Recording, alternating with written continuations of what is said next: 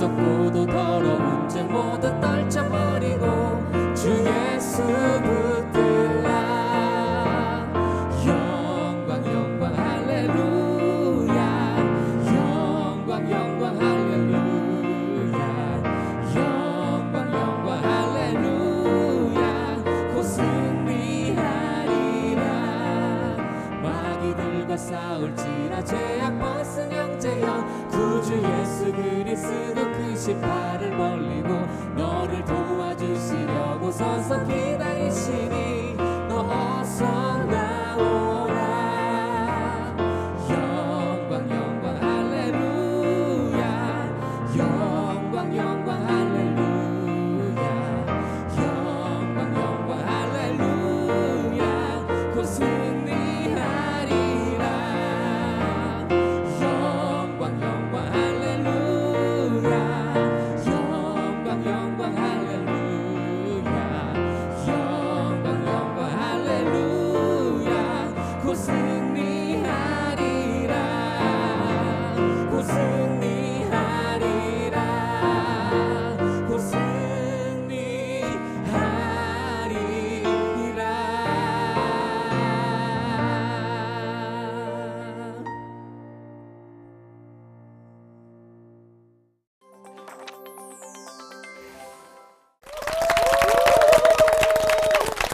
오늘도 승리를 그려보며 시작합니다. 설교로 하나 되는 시간 CBS 올포원 진행을 맡은 아나운서 장주희입니다. CBS 올포원 주제는요. 하나님께서 직접 주신 십계명을 통해서 말씀하셨습니다. 나 이외에 우상을 두지 말라. 오늘 그 우상에 관한 이야기를 나눠보려고 하는데요. 근데 제가 어떤 질문을 할까 되게 궁금하시죠? 약간 좀 겁도 나실 텐데 제가 움찔움찔합니다 지금. 그렇죠. 네, 우상에게 내어준 자리에 뭐가 앉아 있나요? 제가 제일 먼저 움찔했습니다. 얘기를 했을 때. 왜냐하면 저는 아직 그 좀 어린 아이들을 저희 아이들이 아직 어리거든요. 그래서 제가 좀 유별나게 좀 그 우상에게 내어준 자리가 있어요. 저희 둘째 아이 이름이 유별이거든요. 그래서 저희 아이가 4살인데 너무 이쁜 거예요. 그래서 이 별이가 유별나게 그냥 제 우상의 자리에 있지 않나 이런 생각을 좀 하게 됐거든요. 네. 진짜 왜 엄마들이 입시 대장이 되고 맹모 삼천지교 됐는지 알겠더라고요. 제가 네. 엄마가 되어보니까 그렇죠. 이제 깨닫겠더라고요. 근데 저는 요즘에 그 슬슬 이제 일에 대한 욕심이 좀 생기기 시작해요. 마주 씨는 안 그러세요? 저요.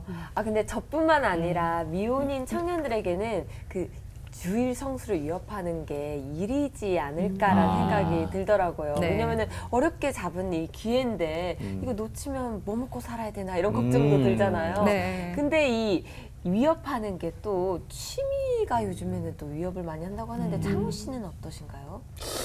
저는 전혀 모르겠습니다. 이거 계속 펭수 흉내 내고 계속 취미 삼아서 펭수 해봐요 그렇게. 안녕하십니까, 펭수입니다. 이거 하잖아요. 아니, 근데 저는 주님 말씀에 딱 이렇게 따르는 사람이어가지고 전혀 모르겠습니다. 오. 공감이 안 가는데? 뭐야 이거. 뭐 듣기로는 뭐 피규어 수집을 하거나 아니면 뭐 낚시를 하거나 맞아. 아니면 뭐 자전거, 맞아. 캠핑, 요리 뭐 이런 취미 생활을 하면은 하나님께서 싫어하시고 심지어 또 이제 결혼해서도 아내의 사랑을 많이 못 받는다고 하는데 네. 이게 진짜입니까? 우리 집사님들, 권사님들? 네. 근데 너무나 빠져 있으면 사실 그 공간에 다른 사람이 들어갈 틈이 없으니까 그럴 텐데요. 이게 자녀, 일, 취미까지 나왔는데 사실 저는 돈과 사랑도 있지 않을까라는 맞아요. 걱정 맞아요. 사실 내심하게 되거든요. 하나님 자리에 앉아 있는 것들 오늘 좀 몰아내 버릴까 하면서 SOS를 목사님들께 쳐보도록 하겠습니다.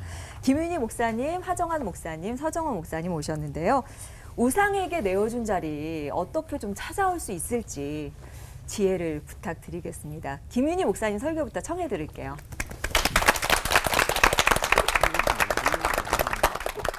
안녕하세요. 우상의 정의는요, 일단 성경에 아주 간단하게 나와 있어요. 어딘 줄 아세요? 골로새서 3장 5절에 보면 뭐라고 돼 있냐면 탐심은 우상 숭배니라. 아주 명료하게 정의가 되어 있습니다. 그러니까 문제의 근원이 뭐예요? 탐심이라는 거죠. 그죠?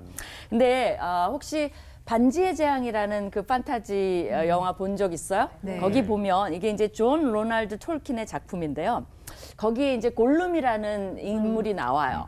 그 골룸의 명대사가 있습니다. 뭐죠? 맞아.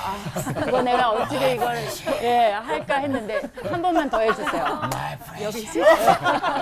그게 미국 영화연구소에서 뽑은 영화 100대 명대사 중 85위를 차지했어요. 그러니까 굉장히 명대사 중에 명대사예요. 무슨 뜻이죠? 내 보물, 나의 가장 소중한 거. 어느 정도 소중했죠? 프로도가 반지를 끼고 있는데 막판에 그 반지를 얻기 위해서 이걸 물어뜯죠.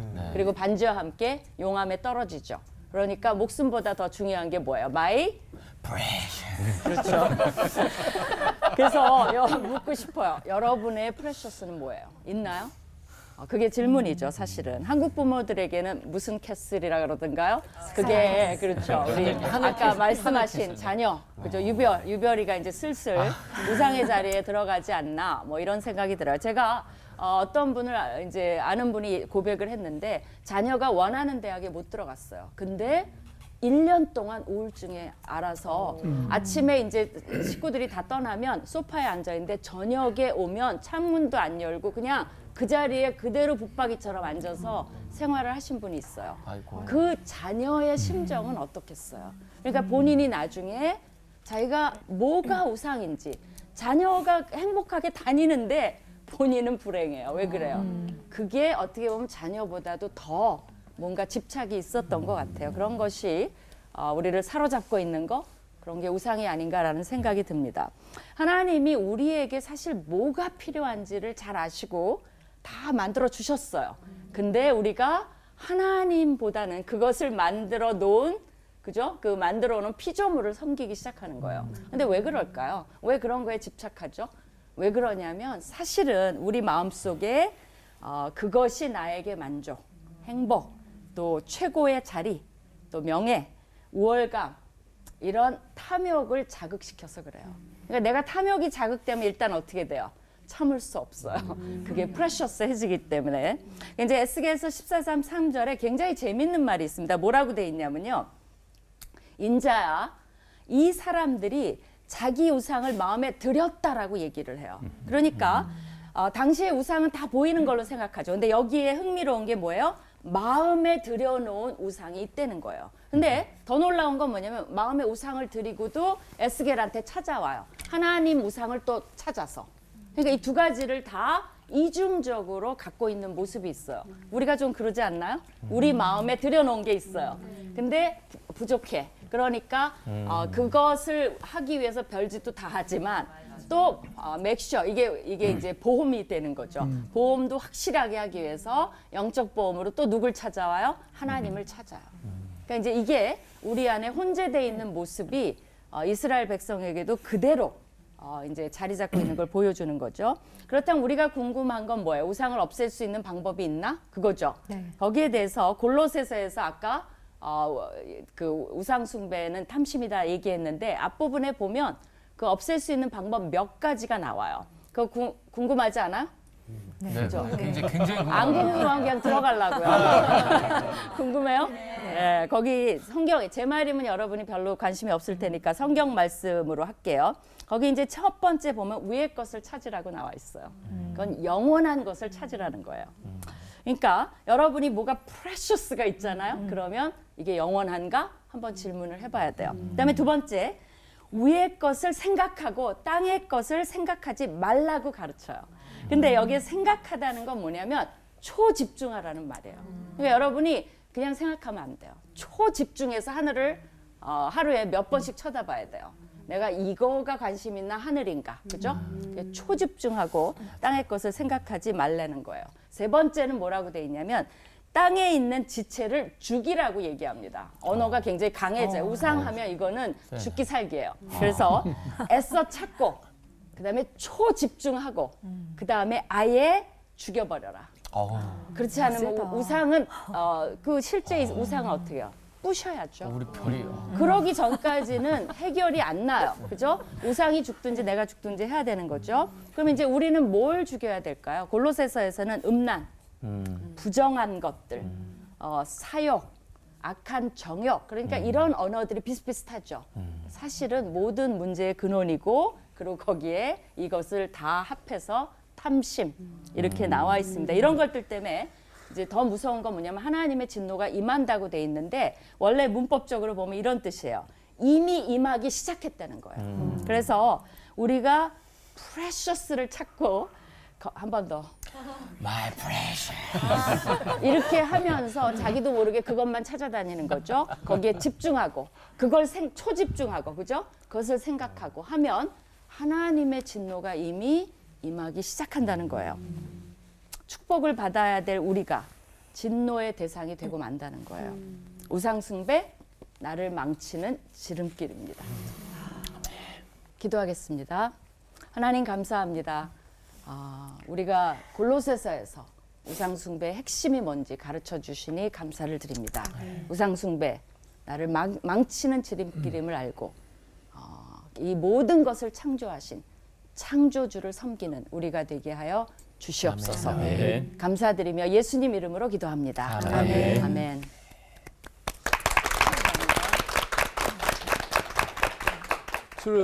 출애굽기 20장 3절 말씀에 너는 나 외에는 다른 신들을 내게 두지 말라. 사실 이게 굉장히 중요한 얘기입니다. 우선 뭐냐 하면 이 계명의 의미를 다른 신, 그러니까 하나님과 적대적 위치에 있는 다른 신이 있다는 것으로 오해하는 거예요. 그러니까 이게 그래서 어떻게 발전되냐 하면 적대적 위치에 있는 다른 신이 있으니까 하나님과 필적할 만한 그래서 무슨 영적 전쟁이라는 구도를 만들기도 해요. 하지만 하나님께서 이 계명을 주실 때는 그런 생각을 조금 더 하지 않으셨습니다. 우선 하나님은 이 다른 신, 소위 우상을 하찮게 여기십니다. 하찮게가 아니라 뭐 지푸라기 같은 거예요. 예레미야 선지자가 예레미야 10장 3절부터 쭉 말씀을 보게 되면 그 중에 4절 말씀을 제가 세 번역으로 읽어볼게요. 그들은 은과 금으로 그것을 아름답게 꾸미고 망치로 못을 박아 고정시켜서 쓰러지지 않게 하였다. 그것들은 논에 세운 허수아비와 같아서 말을 하지 못한다. 걸어 다닐 수도 없으니 늘 누가 메고 다녀야 한다. 핵심이에요. 늘 누가 메고 다녀야 돼. 우상을 메고 다니죠. 스스로 그분이 그 우상이 스스로 걸어 다니지 않잖아요. 스스로 존재하는 하나님과는 질적으로 다른 거예요. 그러니까 하나님께서 다른 신들을 두지 말라. 이 말을 무슨 시기나 질투 때문에 한 게 아닙니다. 근데 이게 오해하는 이유가 있어요. 이어지는 20장 5절 말씀에 내 하나님 여호와는 질투하는 하나님인즉 이 말씀 때문에 하나님께서 다른 신을 인정하고 질투하는 것으로 오해하는 거예요. 그게 아닙니다, 여러분.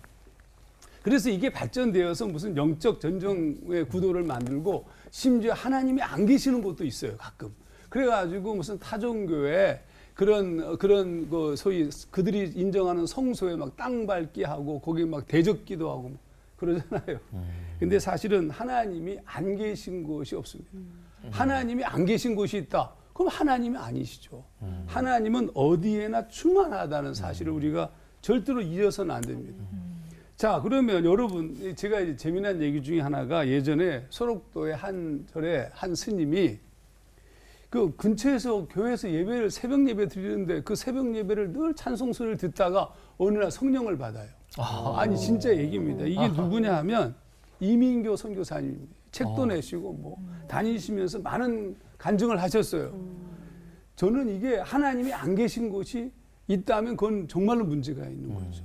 그러면 나 외에는 이라고 하나님께서 말씀하신 표현은 다른 필적할 만한 신이 존재한다 이런 뜻이 아니라 하나님의 배타성, 질적 차이를 말하는 겁니다. 나 외에는 이 말은 사랑의 독점이에요. 예를 좀 들어보면 우리 어머니가 저보고 나만 너의 어머니다. 그거 잘못된 거예요? 아니 우리 어머니가 나보고 나만 네 어머니다라고 얘기하는데 아니 어떻게 그렇게 절대 뭐 배타적으로 말씀하시니 그렇게 말할 수가 없죠. 그렇지. 그 말은 무슨 얘기냐면 하나님만이 어머니만이 나와 관계가 있는 존재이듯이 하나님만이 우리와 관계가 있는 존재이고 나머지 그것들은 전부 아까 메고 다녀야 돼요. 맞아. 내가 들고 다녀야 되고. 그런데 우리가 다른 신들에게 기웃거려요. 그리고 심지어 우상을 만들어요. 그러면 왜 만드는 거예요? 제2계명, 10계명의 제2계명의 그 이유를 설명하고 있습니다. 출애굽기 20장 4절 너를 위하여 새긴 우상을 만들지 말고 답이 나와 있죠. 뭐라고요? 너를 위하여. 자기 편의를 쫓아서 자기 필요에 따라서 만드는 거죠. 이스라엘이 출애굽해서 가나안 땅으로 가던 도중에 시내산에 머문 적이 있습니다. 그런데 모세가 하나님을 만나러 올라간 다음에 내려오지 않으시는 거예요. 그러니까 이스라엘 백성이 아론에게 이렇게 요청합니다. 출애굽기 32장 1절 일어나라 우리를 위하여 우리를 인도할 신을 만들라. 우리를 위하여. 그래서 아론이 금고리 등을 모아서 금송아지를 만듭니다. 그 목적이 뭐라고요? 우리를 위하여. 그래서 아론이 그 금송아지를 만든 다음에 32장 4절에 이렇게 씁니다. 이는 너희를 애굽 땅에서 인도해낸 너희의 신이로다. 이게 우상의 두 번째로 형성되는 모습입니다. 그러니까 처음에는 진짜 하나님과 전혀 다른 돌이나 뭐 금으로 만든 우상이 존재하지만 두 번째 중요한 우리가 잊지 말아야 될 또 다른 우상은 뭐냐면 하나님이란 이름을 가진 우상이에요. 그래서 아론이 32장 5절 아론이 보고 그 앞에 제단을 쌓고 이에 아론이 공포하여 이르되 내일은 여호와의 절일이니라. 금송아지를 여호와라고 부르는 거예요. 인간이 만든 최초의 여호와 하나님입니다. 그러니까 우리가 믿는 하나님이 이렇게 왜곡되고 변질될 수가 있어요. 하나님을 예배하지만 뭐를 위해서? 나를 위하여. 나의 욕구를 위하여. 그거 뭐 나의 탐심을 위하여 이 만들면 그건 전부 왜곡된 하나님 우상이 되는 거예요. 굉장히 위험한 일입니다. 오늘 우리가 놓치고 있는 아주 결정적인 그 부분이라고 생각하는데 여러분 정리하면 대부분의 종교는 자신을 위하여 신을 믿습니다. 그래서 신이 만들어지는 그런 과정도 그래서 나를 위해서 신이 존재되어지는 거예요. 하지만 기독교는 우리를 위하여 하나님이 존재하는 게 아니에요. 하나님이 원래 존재하시는 겁니다. 믿음은 뭐냐면 하나님이 존재하시는 것에서부터 출발하는 겁니다. 우리의 믿음은 하나님이 먼저 존재하시고 그 하나님이 먼저 사랑하시는 거예요. 그러므로 인생의 최대의 목적은 뭐라고요? 하나님을 영화롭게 하는 거. 하나님이 먼저 존재하시고 먼저 우리를 위해 사랑하시고 우리를 위해서 모든 걸 내어주시고 심지어 독생자를 내어주시고 그러니까 우리의 삶의 최고의 가치는 하나님의 나라와 의를 구하는 겁니다. 하나님이 나를 위해 존재하고 예배가 여러분 내가 예배를 통해서 하나님을 감동시킨다? 아니요. 하나님은 그 존재만으로 아멘. 우리에게는 아름다운 분이시죠. 아멘. 놀라운 삶이 온전한 예배자가 되기를 주의 이름으로 축원합니다. 아멘. 기도하겠습니다. 하나님 아버지, 우리가 우리 자신을 위해서 너무 추구하다 보니 우리도 모르는 사이에 하나님을 우리의 하나님, 내 마음에 내 입맛에 맞는 내 편의에 따른 하나님으로 만들려고 하는 경향이 있습니다. 주님 용서해 주시고 하나님이 우리를 먼저 사랑하시고 우리를 위하여서 죽기까지 복종하신 그리스도 예수 독생자를 보내신 이 놀라운 사건을 잊지 않고 이 땅을 살아가도록 주님 인도하여 주시옵소서. 예수님 이름으로 기도하옵나이다. 아멘. 아멘.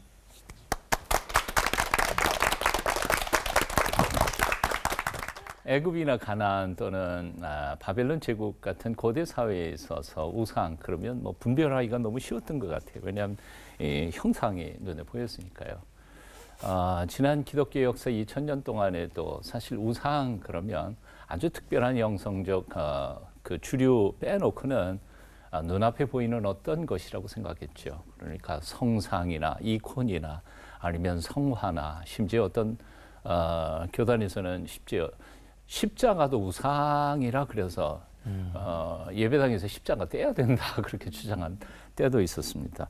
하지만 오늘날은 우상이라는 것이 굉장히 내면화, 오늘날만 그런 건 아니고 애초부터 그런 것입니다만 내면화되고 개념화되고 또 영성적으로 깊이 숨어서 무엇이 우상인지에 대해서 분별하기가 그렇게 쉽지 않게 됐습니다.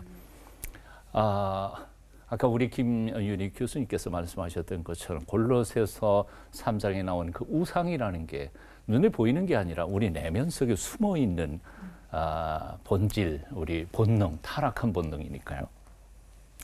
리처드 포스터 교수님은 그의 책 속에서 현대인들의 우상 3가지를 소개해요. 돈, 그리고 성, 그리고 권력, money, sex, and power. 이 3가지가 우상일 수 있다고 생각한 거죠. 다르게 표현한다면 아마 재물에 대한 탐욕, 그리고 쾌락 또는 지배욕 이런 것들이 현대인들의 우상이 될 수 있다는 겁니다. 이렇게 말할 때 우상을 한마디로 정의한다면 이렇게 말할 수 있을 것 같아요. 우리의 인생의 주인이신 하나님 자리에 대신 들어앉아서 주인 노릇하고 있는 거, 그게 우상이라고 말할 수 있죠. 그게 탐욕이든 쾌락이든 지배욕이든 뭐가 됐든지 간에 내 인생에 들어와서 하나님 대신에 주인 노릇하고 있는 놈이 바로 우상이라고 말할 수 있는 겁니다. 예수님께서 한 번은 귀신 들린 한 사람의 이야기를 비유로 드셨습니다. 한 사람 마음속에 귀신이 있었어요. 근데 무슨 일이 있어서 이제 그 귀신이 밖으로 나갔죠. 온 세상 돌아다니다가 살만한 데가 없으니까 다시 돌아와 봤어요. 그 사람의 마음이 거기 본문에 보면 깨끗이 청소되었어요. 살만할 준비가 완벽하게 갖추었어요. 근데 한 가지 특징은 주인이 없었어요. 그러다 보니까 이 귀신이 자기보다 더 악한 귀신들 일곱을 데리고 와서 거기서 그냥 들어와 앉아서 사니까 예수님의 표현대로 말하면 그 사람의 형편이 전보다 더 어려워졌다. 근데 이것이 바로 이 시대 사람들의 마음이다 라고 표현하셨죠. 주인이 없으면 누가? 객이 주인 노릇하는 거죠. 객이. 어거스틴은 이렇게 표현했습니다. 어둠이 따로 존재하는 게 아니다. 빛이 없는 것이 어둠이다. 악이 따로 존재하는 것이 아니다. 바로 의가 없는 것이 악이다. 인생의 참된 주인이신 하나님이 내 마음속에 들어오셔서 통치하지 않으시면 그건 잡것들이 들어와서 나의 주인 노릇하는 것은 너무나 당연하다는 거죠. 이런 점에서 우상이라는 한마디로 말하면 짝퉁 하나님, 또 짝퉁 주인이죠. 그러면 우상 숭배란 뭘까? 영원이신 하나님만이 채울 수 있는 공간을 짝퉁 주인을 모시고 살아가는 노력이 바로 우상 숭배가 아닐까 생각해 봅니다. 자, 그렇다고 해서 우리가 우상을 두려워할 필요가 없습니다. 우리 하 목사님 말씀하셨던 것처럼 우상이 뭐 그렇게 따로 무서운 존재가 아니니까요.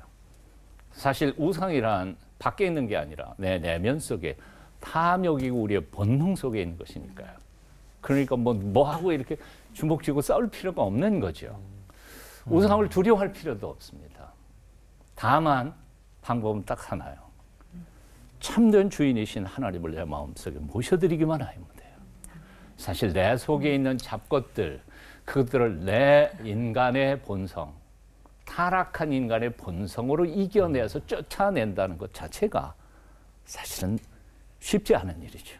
하지만 예수 그리스도 성령께서 내 안에 들어오셔서 당신의 통치를 우리의 삶 속에 선포하시면 그놈들은 자연히 나갈 수밖에 없는 거죠. 다윗이 시편 23편 1절에서 말씀했던 것처럼 여호와께서 나의 목자가 되시니 나는 부족한 게 하나도 없습니다.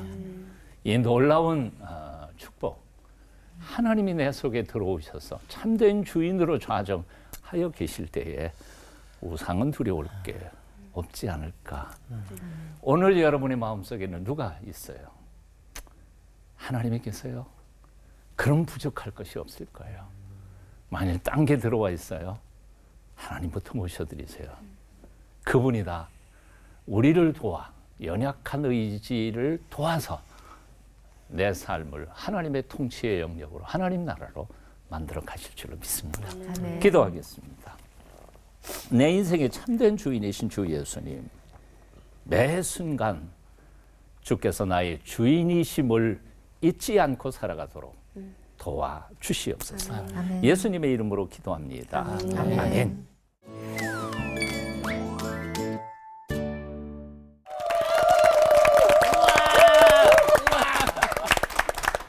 하나님이 안 계신 그 자리에 어떤 것들이 들어와서 활개를 치고 있는지 굉장히 섬뜩하게 지적을 해주셔서 약간 찌릿찌릿했습니다. Precious.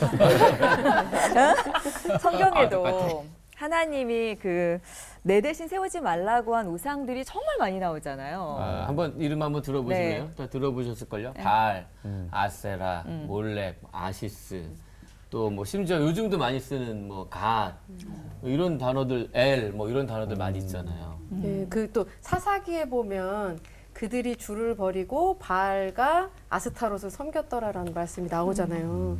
근데 어떻게 그렇게 우상들이 강력한 힘을 가지게 됐는지 그 기원과 또 정체를 알고 싶습니다. 네. 그건 뭐 구약학 교수님이 하셔야 되겠네요.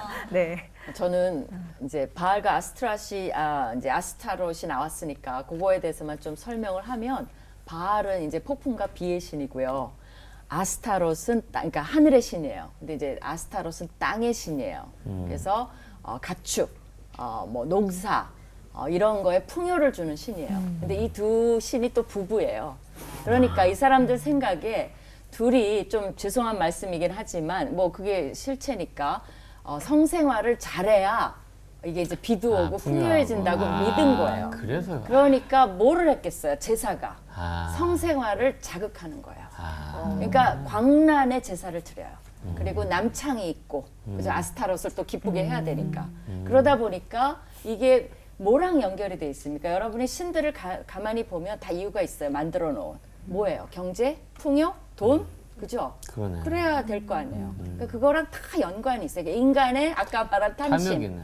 이기적 욕심과 연결이 돼 있어요. 그러니까 그 욕심이 우리가 크면 클수록 뭐가 커지죠? 신 사이즈도 커져요. 아. 그리고 아까 그 프레셔스가 다양하면 다양할수록 뭐가 생기죠? 신이 또 생겨요.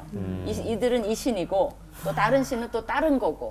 그러니까 신들이 많아지는 거죠. 그래서 전부 하나님은 왜 하나님만 안 섬기죠? 왜냐하면 하나님은 주권자잖아요. 하나님 마음이야. 그러니까 짜증나는 거죠. 내 말대로 해야 되는데 내 말을 안 들으셔. 그러니까 하나님이 안 들을 때는 어디로 가요?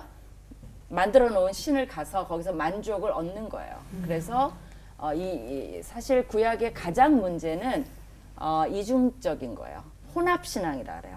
그러니까 우리 기독교인들 안에도 가장 무서운 게 뭐냐면 하나님을 버리지 않아요, 결코. 맞아, 맞아. 또 새벽 기도도 가고 막 또 맞아. 반성도 하지만 이 하나의 또 다른 신, 여러 신들을 가지고 있다는 이제 그게 문제가 되는 거죠.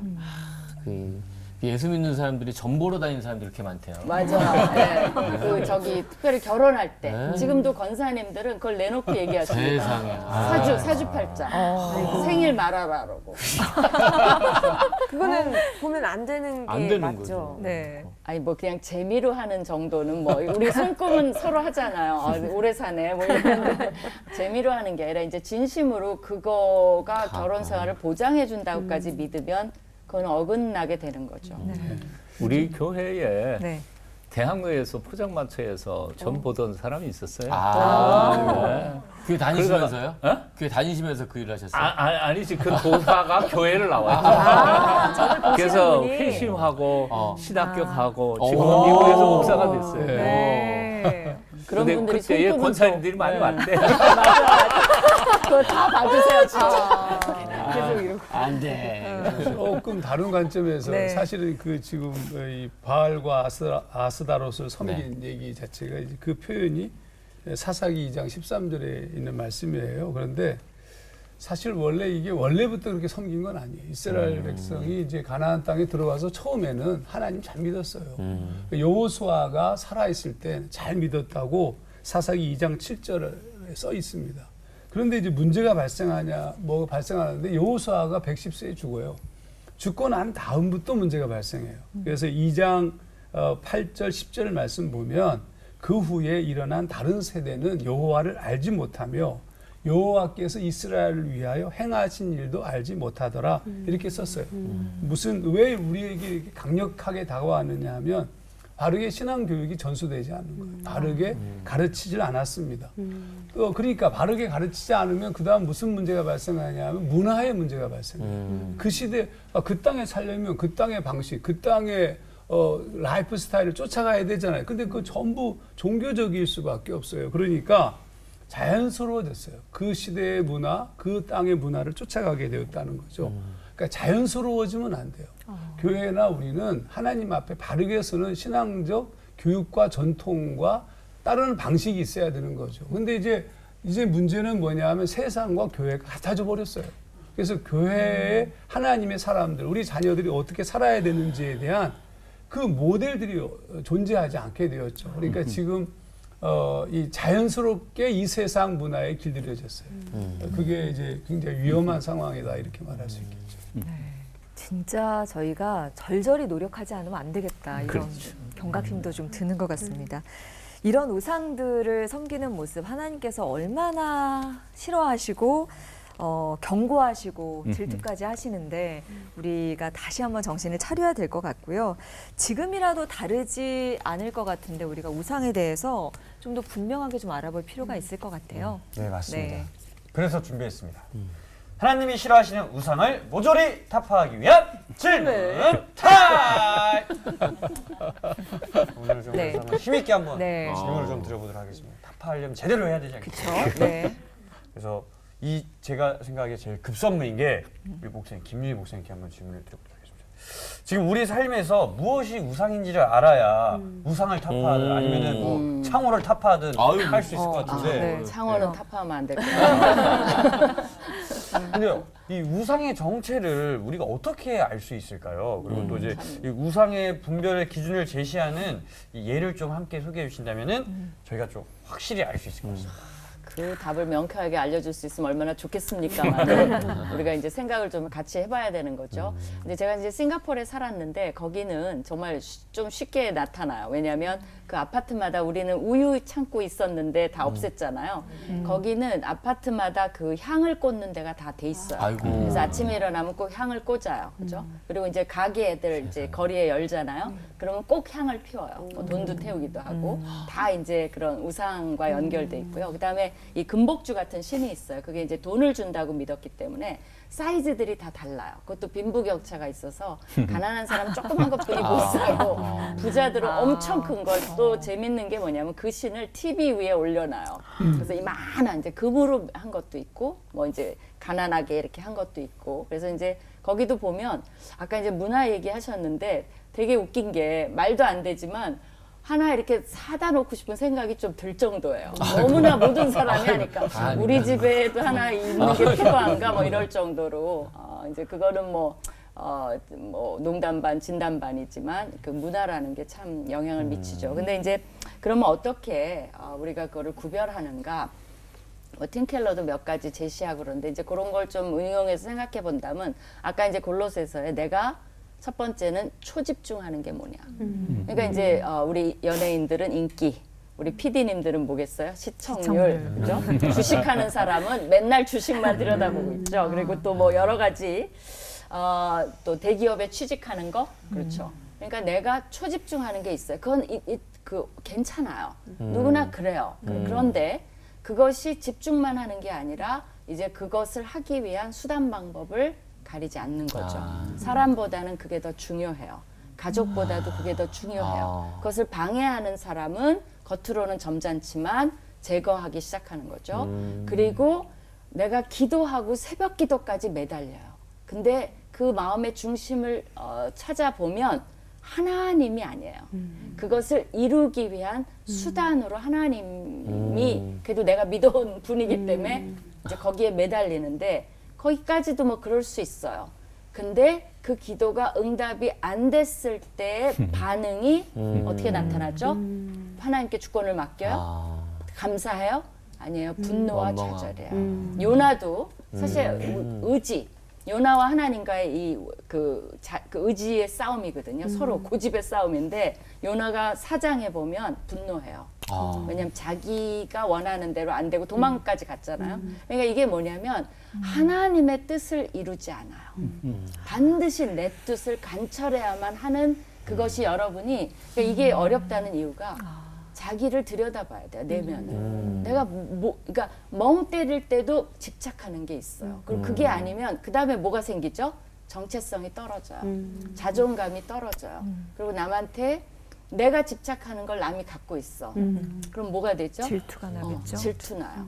그럼 이 사람 아무 잘못도 안 했어. 괜히 미워. 맞아. 그러면 이 사람이 갑자기 악이 들어오면서 이 사람이 잘못되기를 원해요. 이게 말이 안 되는 게 막, 그러니까 이게 죄가 뭐를 낳는지 알겠죠. 이게 막 잉태가 되는 거예요. 그러면서 그러네. 내가 은근히 실질적인 충성, 그죠? 또 거기에 마음을 차지하는 거. 그러니까 이제 그 라헬이 야곱과 함께 이제 온 집안 식구가 라반을 피해서 도망갈 때가 있었어요.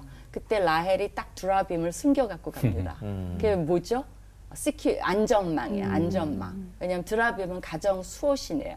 그러니까 야곱만 따라가면 되는데 하나님만 섬기면 되는데 자기가 이제 그 여러 가지 상징적인 게 있어요. 이거는 그 아버지의 재산권도 행사할 수 있어요. 이게 있으면 수호신이 있으면 아버지가 죽었을 때. 그러니까 라반이 쫓아온 거예요, 사실은. 그러니까 여러 가지 거기에 얽혀 있는 게 있으나 그러나 라헬의 행동에는 우리의 행동도 있어요.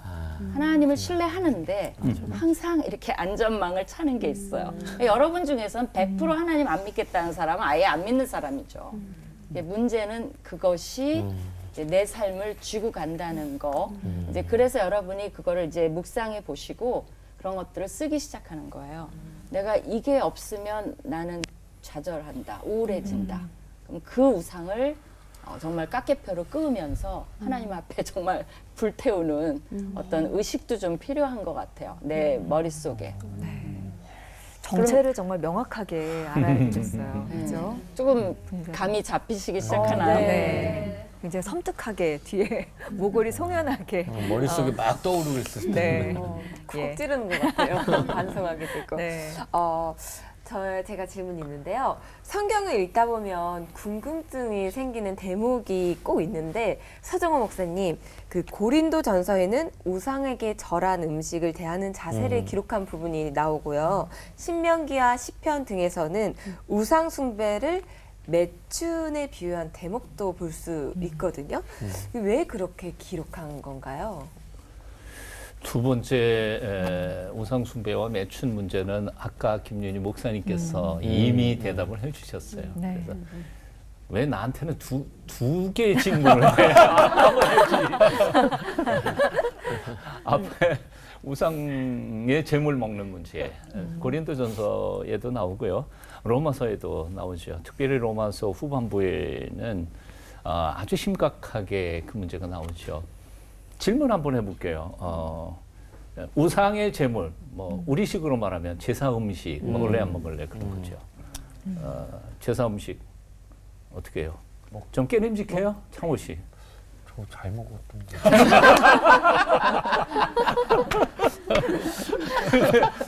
교인들 중에는 깨름직하다고 안 먹는 사람도 맞아. 근데 어떻게 할까요?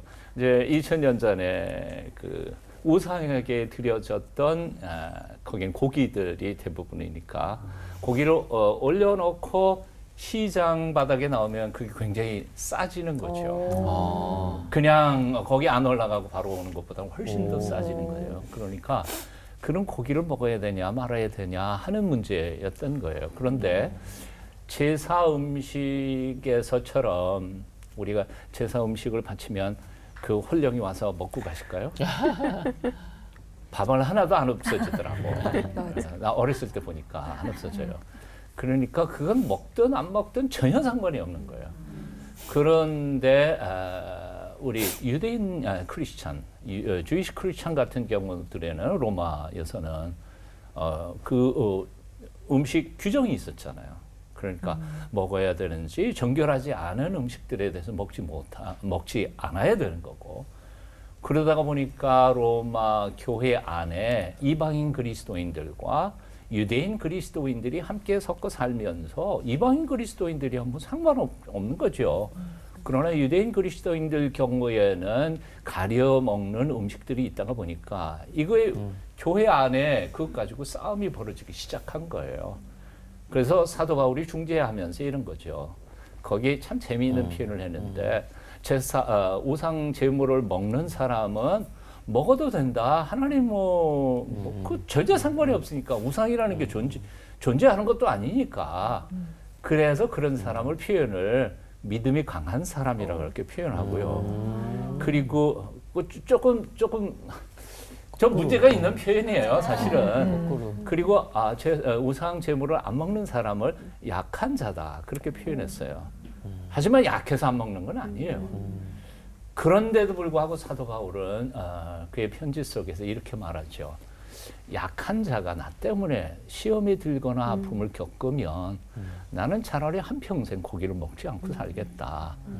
약한 자, 그게 약한 자는 아닐지라도 믿음이 나하고 다른 색깔에 있는 신앙인 혹은 초보자 신앙인을 위해서 나는 얼마든지 먹을 수 있지만 안 먹겠다. 사실 우상 제물 이 얘기는 주처 문제하고도 연결될 수 있을 거라고 생각해요. 그 자세가 바로 사도 바울의 자세인 거죠. 상관없어요. 먹는다 그래서 지옥 가는 거 아니니까. 하지만 내 곁에 있는 사람들이 나의 행동을 보고 혹시 상처를 받을까. 그래서 안 먹는 게 난 좋다. 그리고 결단한 거죠. 왜 그래 왜? 앞으로. 절은 절대 안 했습니다. 큰 집에서 주셔가지고. 네. 그래서 또 이제 제가 질문 한번 드려보도록 하겠습니다. 우리가 때로 또 저도 이러는 것 같은데 하나님을 마치 지니처럼 생각할 때가 많은 것 같아요. 램프의 요정. 네, 자신의 소원을 이뤄주는 하나님을 생각할 때가 저는 많은 것 같은데 그렇게 믿는 것은 이게 잘못된 걸까요, 하정화 목사님? 이미 다 두 분 목사님 말씀하시면서 잘못됐다고 말씀하셨어요. 왜냐하면 소위 진이처럼 생각하는 동기가 정말 나라와 민족 또 이 땅에 고통받는 사람들을 위하여서 그렇게 구한다면 조금 얘기가 달라지는데 그게 아니고 그건 내가 잘 되기 위해서 나만을 위해 존재하는 개인신이거든요. 진리가 개인신이죠. 그 진리가 민족신이 아니잖아요. 표현적으로 하자면 공동체의 신도 아니고 결국 이제 하나님을 우리가 그렇게 만들고 싶은 거예요. 내 소원을 이루어주는 하나님. 굉장히 위험한 거죠. 그래서 그 대표적으로 아까 제가 언급했지만 금송아지 만든 게 그런 거죠. 나를 위한, 우리를 위한 하나님을 만드는 거예요.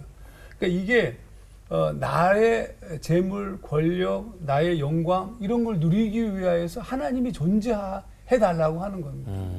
사실 이거는 본래적 하나님이 아니죠. 이거를 이제 뭐라고 표현하냐면 데우스 엑스 마키나 이렇게 표현하면 기계적 자판기 하나님. 예전에 이제 그 고대 힐랍의 연극에 굉장히 아주 상황 자체가 뭔가가 필요한 인간적인 방법으로는 도무지 해결할 수 없는 상황이 벌어질 때 신이 등장해요. 그게 이제 특별한 연극 장치입니다. 데우스 엑스 마키나라고 기계적 하나님. 네가 필요할 때 하나님이 등장하는 거예요. 하나님이 그렇게 존재하기를 원하는 것은 인간의 굉장한 욕심에 기초하는 거죠. 그러니까 지금 저는 오히려 우리의 신앙의 문제점이 여기에 있는 게 아니냐. 뭐든지 원하는 대로 구하라. 이 말을 너무 강조해요. 아니 성경 말씀이니까 강조하는 게 당연하지 않습니까? 아니라니까요. 그 앞에 너희가 내 안에, 내 말이 너희 안에 거하면 이 하나님의 뜻과 일치된 조건이 먼저 이루어져야 돼요. 그래야 구하는 거예요. 내가 하나님의 뜻과는 아무런 상관이 없는 지멋대로 살고 내 물질, 내 영광 위에 살아가면서 내가 원하는 것을 그때는 그건 진짜 그거는 금송아지죠. 그건 주의하셔야 됩니다. 앞에 조건을 괄호에 닫아 걸어놓고 무엇이든 구하면 그런 모습이 또 저희 안에 있으니까 뭔가 뜨끔한 거겠죠. 근데 우리가 아주 안 믿는 사람들은 이런 고민이 없을 텐데 신앙인이라서 더 빠지게 되는 고민들이 또 있는 것 같아요. 네, 그래서 세 분 목사님께 여쭙고 싶은데요. 하나님보다 더 믿었던 존재들이 있었다면 그게 무엇이었고 또 어떻게 깨닫고 그거를 극복하셨는지 그 회복기를 말씀해 주시면 저희한테 좀 큰 도움이 될 것 같습니다.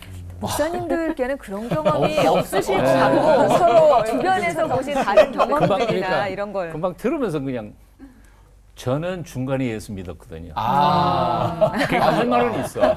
그 인간적으로 느껴져.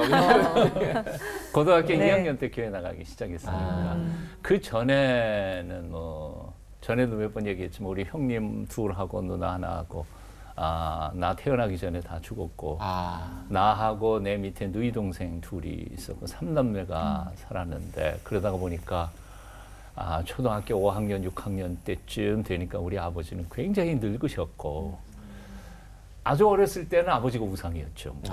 그러니까 아버지하고만 가면 뭐 뭐든지 다 해결되니까.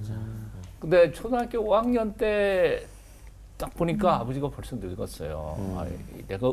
내가 믿을 수 있는 분이 아니구나 하는 생각이 딱 들기 시작하면서 두려움과 뭐 1952년 전쟁통에 태어났으니까 죽음에 대하여 두려워하고 걱정하고 우리 아버지는 이제 더 이상 믿을 수 있는 존재가 아니라고 생각하니까 두려워지기 시작하는 거죠. 죽음에 대해 두렵고 우리 아버지 돌아가시면 나 뭘 의지하고 살아가나. 그래도 뭐 장남이랍시고 하나밖에 없지만 이 가정을 끌고 가야 되는데 내가 무슨 힘이 있어서 가나. 그게 초등학교 5학년 때, 6학년 때 저희 고민이었었어요. 그러다가 이제 고등학교 2학년 때 내 발로 예배당 찾아가가지고 주님을 마음속에 모셔드리고 난 후로 이제는 내가 걱정할 게 없구나 하는 믿음으로 돌아가게 된 거죠. 그 전까지는 아버지가 우상이었습니다. 그러네. 네. 하 목사님은 어떠세요? 그래도 뭐 네. 지금 저에게는 없죠. 고등학교 저도 2학년 때 고2가 중요하네요. 고2 때 예수님을 영접했어요, 저도. 근데 이제 그 전까지 우리 어머님 이제 아버님 돌아가실 때 중2 때 돌아가셨는데 그때 예수님을 영접했는데 다 점쟁이 때문에 예수를 믿었어요. 점쟁이 때문에. 예, 그러니까 우리 어머님이 점을 그렇게 열심히 치셨어요. 꼭 그리고 잠을 밤에 자다가 꿈속에 외할머니, 그러니까 우리 어머니의 어머니를 꾸면 아프시는 거야.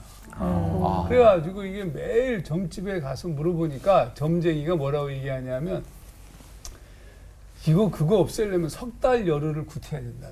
100일 굿이요. 제가 어머니하고 같이 할머니 천도제도 지내러 할머니 산소에도 같이 갔었어요. 근데 이제 100일 굿을 하라니까 우리 어머니가 허걱한 거예요. 근데 그 점쟁이가 하는 얘기가 당신 얼굴 보니까 돈이 없어 보이는데 그럼 안 되겠고 참 그냥 교회나 다녀봐. 그러셨어요. 전도했네요. 예. 제가 우리 청년들 보고 가끔 대학로에 깔아라. 근데 이제 그래서 이제 어머니의 마음속에 그거 있던 어느 날 아버지가 돌아가시고 난 후에 이제 그 안집의 주인이 집사님이셨는데 교회식으로 장례를 치러라. 그때부터 이제 예수를 믿게 됐어요. 근데 그때까지만 하더라도 제 마음속에는 귀신이라는 거, 또 우리를 지배하고 있는 존재에 대한 우상에 대한 이해가 있었어요. 나도 좀 그런 마음에 불안감도 굉장히 있었고 그게 예수 믿고 난 후에도 한참 지속됐어요. 그런 부분에 있어서 그거에 묶이진 않는데 그게 묶인 거죠, 사실은. 그래서 이해가 됩니다. 이런 분들을 만나면. 그런데 그리스도를 만나고 그분을 알면 알아갈수록 그 우상이 들어설 그런 더러운 존재에 대한 이해, 무서운 존재에 대한 자리가 내 안에 없더라고요. 지금 뭐 없습니다라는 말이 딱 맞겠죠. 김 목사님은 진짜 이 질문에 대한 답하기가 참 곤란하실 것 같아요. 왜요? 워낙 또 원래 모태부터 모태신앙이 네. 모태신앙이 모태신앙인가요? 처음 들었어. 근데 네. 사실 좀 각도를 달리해서 이제 맞아요. 이제 그런 식의 이제 우상은 없는데 제가 이제 골로새서를 다시 한번 묵상을 해보면 여기에 따르면 우리가 우상이 없는 사람은 없어요. 왜냐하면 여기에 보면 음란, 부정. 그러니까 우리가 되게 우상을 큰 거라고 생각하는데 하나님과 그렇게까지 경쟁이 안 돼도 사실은 여러분 마음속에 스멀스멀 욕심이 있고 그게 탐심이 되는 영역들이 맞아요. 다 있어요. 다 있어요. 그렇기 때문에 있어요.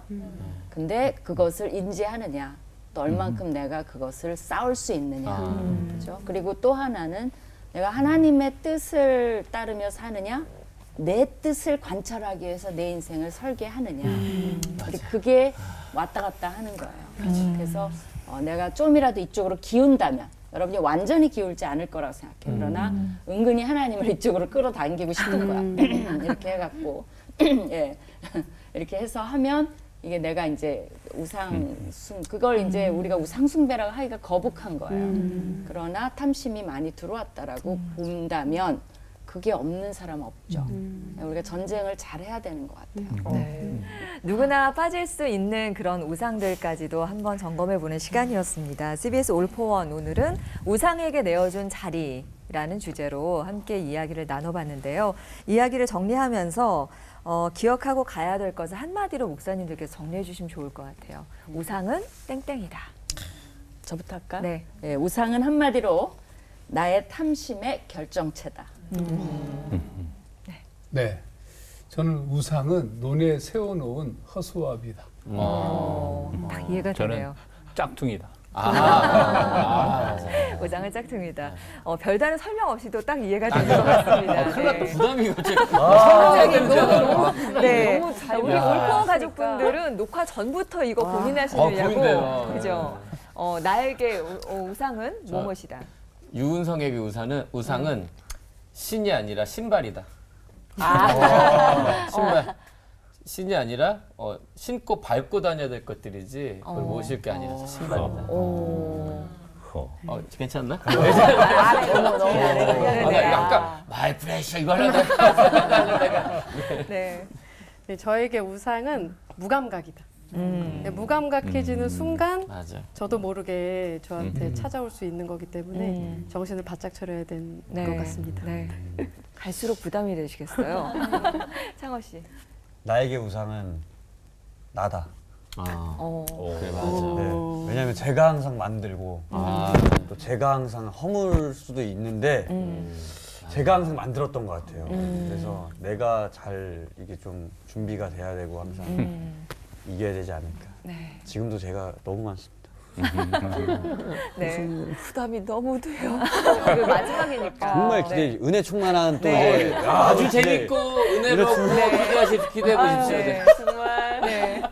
우상은? 정말 생각을 안 한 게 아니라요. 생각을 많이 한 고심 끝에 네. 우상은 다 말할 가치도 없다. 말할 필요도 없다. 네.